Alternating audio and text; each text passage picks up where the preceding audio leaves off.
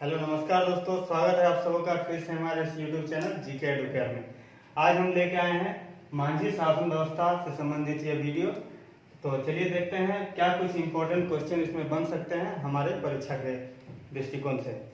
तो मांझी शासन व्यवस्था यह संथालों की पारंपरिक शासन व्यवस्था है। झारखंड में कुल 32 प्रकार की जनजातियां पाई जाती हैं, जिसमें संथाल भी एक जनजाति है और सबसे अधिक संख्या में झारखंड में यही जनजाति पाया जाता है, खास करके संथाल परगना क्षेत्र में।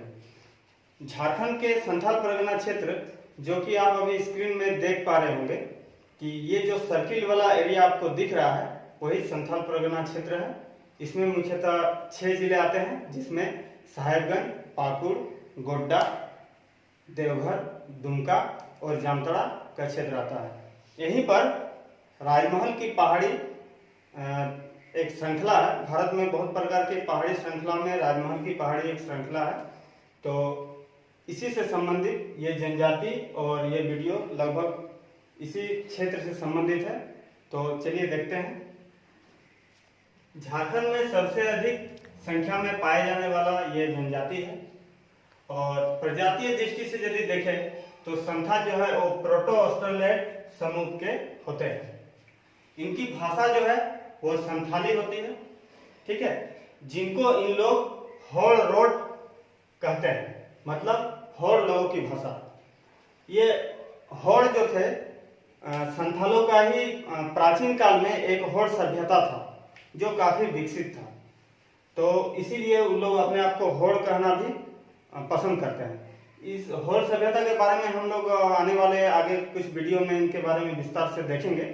तो अभी चलते हैं इधर। और जो संथाली भाषा है, इसका लिपि जो होता है ये ओलचिकी लिपि होता है। बहुत इंपॉर्टेंट है दोस्तों, परीक्षा में पूछा गया है। और इसका जो आविष्कारक थे, जो इस लिपि को आविष्कार किए थे, वो है रघुनाथ मुर्मू, ठीक है दोस्तों। तो चलिए चलते हैं। संथाल सर्वप्रथम जो है पश्चिम बंगाल के क्षेत्र के साउथ क्षेत्र में आके बसे थे। साउथ क्षेत्र में बसने के कारण ही इसे साउतर कहा गया, जो कि कालांतर में संथाल नाम से विख्यात हुआ, ठीक है। झारखंड में जब इन लोगों का प्रवेश हुआ तो उस समय अभी वो क्षेत्र संथाल परगना का क्षेत्र है, वो राजमहल की पहाड़ी क्षेत्र के अंतर्गत आता था। ये राजमहल की पहाड़ी में पहाड़िया जनजाति उस समय निवास करते थे। आगे से ये पहाड़िया निवास जनजाति 2 प्रकार की होती है, सोरिया पहाड़ी और माल पहाड़ी। तो जब संथाल लोग यहाँ पर आके बसे तो इन लोग पहाड़िया जनजाति और उनके बीच काफी दिनों तक टकराव होता रहा, ठीक है। फिर उसके बाद देखते हैं हम लोग कि अंग्रेजों का प्रवेश जब इस क्षेत्र में हुआ तो यह क्षेत्र भागलपुर कमिश्नरी के अंतर्गत रखा गया था और भागलपुर के तत्कालीन संयुक्त दंडाधिकारी जो थे वो थे सदरलैंड।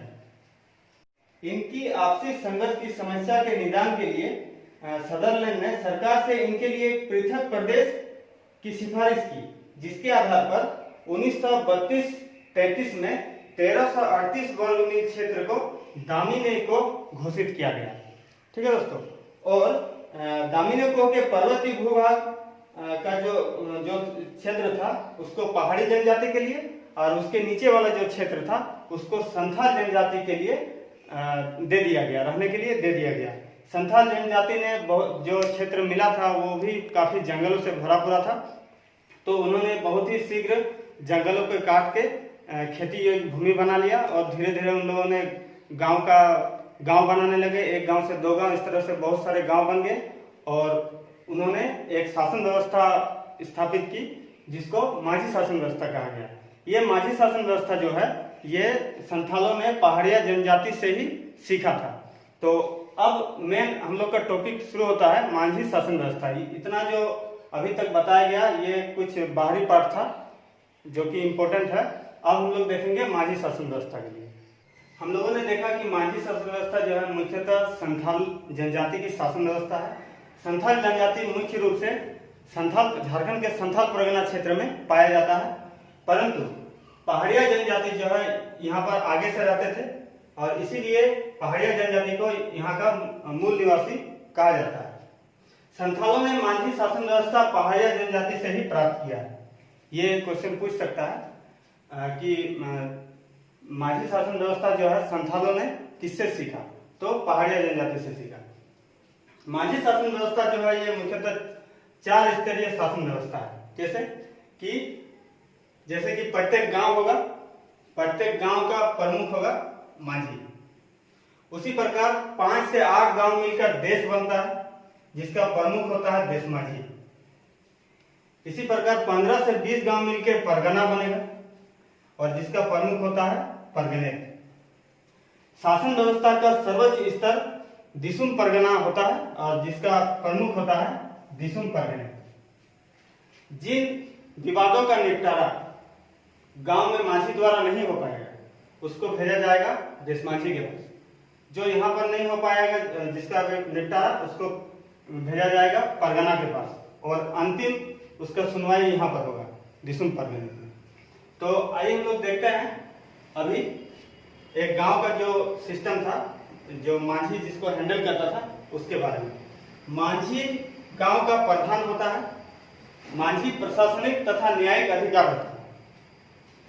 विवाह जमीन संबंधी विवादों का निपटारा माझी द्वारा किया जाता है, परंतु हत्या जैसे गंभीर मामलों को छोड़कर माझी अपने ग्राम पंचायत के माध्यम से लगभग सभी विवादों का निपटारा करता है।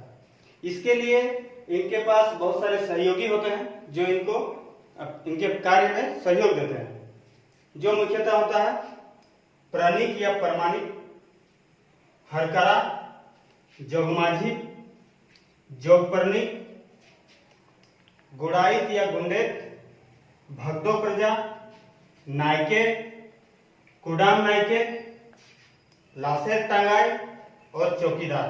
ये सब मिलकर माझी का सहयोग करते हैं। फिर 5 से 8 गांव के माझी मिलकर देश बनाएगा जिसका प्रमुख देश माझी होता है। फिर ये सब उनका सहयोग, फिर इस तरह करके व्यवस्था आगे बढ़ता है। तो हम लोग अब देखेंगे प्रत्येक इनका जो सहयोगी है इनके कार्य, फिर इन सबका अलग अलग कार्य। तो चलिए देखते हैं। तो चलिए अभी हम लोग देखते हैं कि माझी जो गांव का प्रधान होता है उनके सहयोगी और उनके क्या क्या कार्य हैं। तो इनमें आता है पहला प्रमाणिक या प्राणिक। इसको उपमाझी बोला जाता है और माझी की अनुपस्थिति में ये माझी के सारे कार्य को संभालते हैं। दूसरा होता है हरकरा। ये प्रमाणिक का ही सहयोगी होता है। प्रमाणिक के हर कार्य में ये इनका सहयोग करेगा। फिर है जोगमाझी। जोगमाझी समाज के लोगों के आचरण पर निगाह रखता है। मतलब वो देखता है कि कोई वो कुछ इस तरह गलत काम तो ना करे। यदि उसको संदेह होगा तो तुरंत वो माझी को उसके बारे में बताएगा। और जन्म विवाह पर इनकी सलाह बहुत महत्वपूर्ण होती है। ये इंपॉर्टेंट है, परीक्षा में ये पूछ सकता है कि माझी शासन व्यवस्था में जन्म और विवाह पर किसकी सलाह अनुमति लेना जरूरी होता है या उनके देख रेख में होता है, तो वो होगा जोगमाझी। फिर आता है जोगप्राणिक। ये जोगमाझी का सहयोगी होता है। इनके हर कार्य में ये इनका सहयोग करेगा। फिर एक आता है गोड़ाइत या गुंडेत। ये संदेश वाहक का कार्य करता है। माझी का हर आदेश को ये गांव वालों तक ले जाएगा और उनको संदेश देगा कि ये माझी का आदेश है। फिर आता है भगदो प्रजा। पंचायत के वरिष्ठ जन होता है। कोई भी मान लीजिए माझी कोई एक विवाद पर डिसीजन लेना चाहते हैं तो गांव के जो वरिष्ठ जन होते हैं वो उनके साथ बैठते हैं और उनका साथ देते हैं, तो उन्हीं को भगदो प्रजा कहा जाता है। ठीक है। उसके बाद होता है नायके। ये गांव का धार्मिक प्रधान होता है।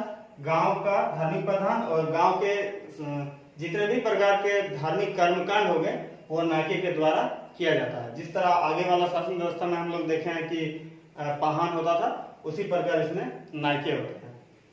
और कुडाम नायके, ये नायके का सहयोगी होता है। ये नायके का सहयोगी होता है कुडाम नायके। लासेर टंगाई। लासेर टंगाई जो होता है गांव का प्रहरी होता है और बाहरी आक्रमण से जो है गांव का रक्षा करेगा। इसके बाद आता है चौकीदार। चौकीदार ये पुलिस के भांति कार्य करता है। माझी के आदेश पर ये यदि कोई इस प्रकार आरोपी है तो वो उसको पकड़ेगा और पंचायत के सामने पेश करेगा।